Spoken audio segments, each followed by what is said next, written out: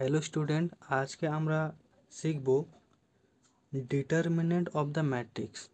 তো আপনারা সবাই জানেন এটা হচ্ছে ডিটারমিনেন্টের চিহ্ন, আর এইগুলো যতগুলো এর ভিতরে আছে সবগুলো হচ্ছে এলিমেন্ট, এবং এটার ডিটারমিনেন্ট আমাকে ফাইন্ড করতে হবে। ঠিক আছে, তার আগে এখানে যে প্লাস, এখানে যে মাইনাস, এখানে যে প্লাস, এখানে মাইনাস, এখানে প্লাস, এখানে মাইনাস, এখানে প্লাস, এখানে মাইনাস, এখানে প্লাস, এগুলো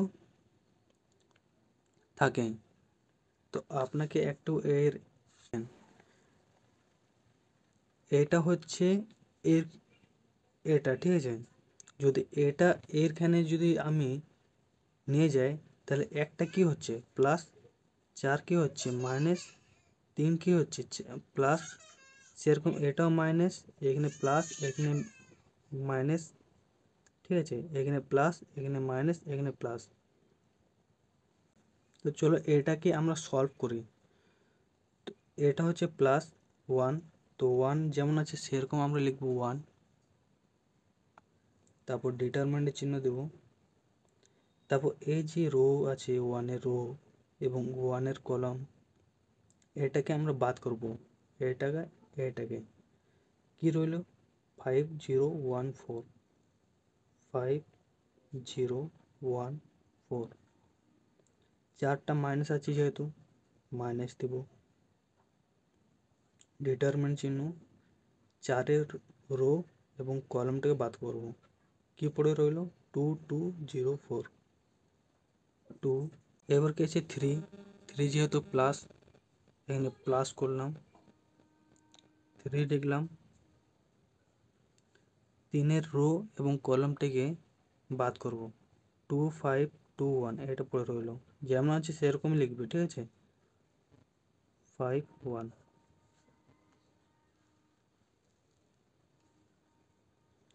এবারে ওয়ান দিলাম, ক্রস মাল্টিপ্লাই,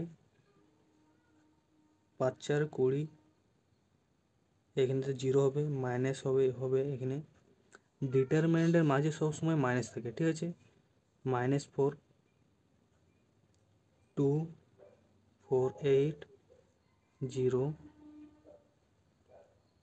+3 2 -10। এই যে মাইনাস মাইনাস কোথা থেকে এলো, এই যে ডিটারমিনেন্টের চিহ্ন আছে, ঠিক আছে, এই যে ডিটারমিনেন্টের চিহ্ন আছে এর মাঝে সবসময় মাইনাস থাকবে, সেই জন্য এখানে মাইনাস আছে, ঠিক আছে। তারপর হচ্ছে 20, তারপর হচ্ছে 32, তারপর হচ্ছে 24। এটাকে যদি আমরা সলভ করি তাহলে আমাদের হচ্ছে -36, তাহলে এটাই আমার অ্যান্সার। তোমাদের যদি কোনো কোশ্চেন থাকে তাহলে আমাকে কমেন্ট করো, আমি সেটা সলভ করার চেষ্টা করব। তাহলে আজকের ভিডিও এতটুকুই।